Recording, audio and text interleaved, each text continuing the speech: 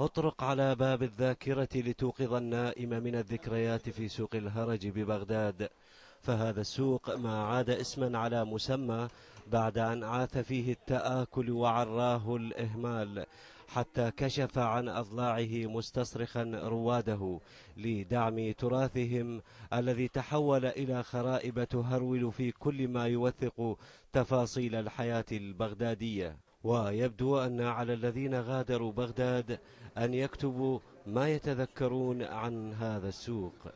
تفاصيله مع المراحل تنتهي يعني بالنسبة سوق هرج. يعني شنو سوق هرج؟ مو ذاك سوق الهرج القديم اللي احنا يعني بالنسبة اللي كنا عايشين به ونعرف مثلا أحبابنا ومعارفنا.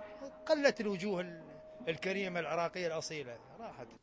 سوق الهرج من جهة ساحة الميدان يبدأ بالنغم القديم الذي جمعه باعة الإسطوانات والأشرطة القديمة، والتي كانت تسمى شعبيا بكرات، والتي تصدح بالنغم الذي يسجل جوانب من العلاقات الاجتماعية بمختلف تفاصيلها، والتي تعكس تاريخ المرحلة.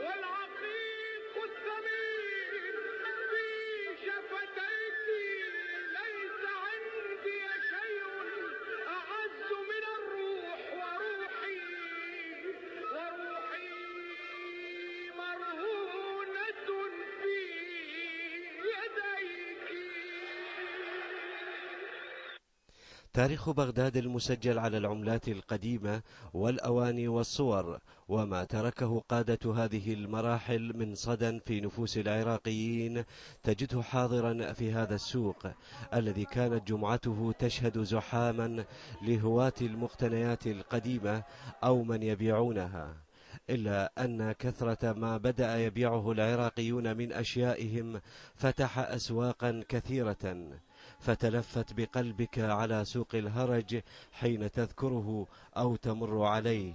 والقدامى من باعة الساعات استمروا يديمون عقارب ساعاتهم لعل القادم أفضل. روادة من كل حتى المحافظات يعني يجون ومن أطراف بغداد، فاحنا نشعر بالمرارة يعني وبالأسى أنه هذا تآكل ودا ينقرض تقريبا، وإن شاء الله ما ينقرض بوجود الخيرين.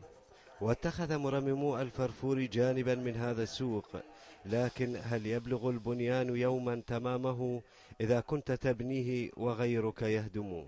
الكثير من التفاصيل في هذا السوق غادرت مكانها، ولكنها بقيت عالقة في ذاكرة البغداديين. فلاح الذهبي، الحرة، بغداد.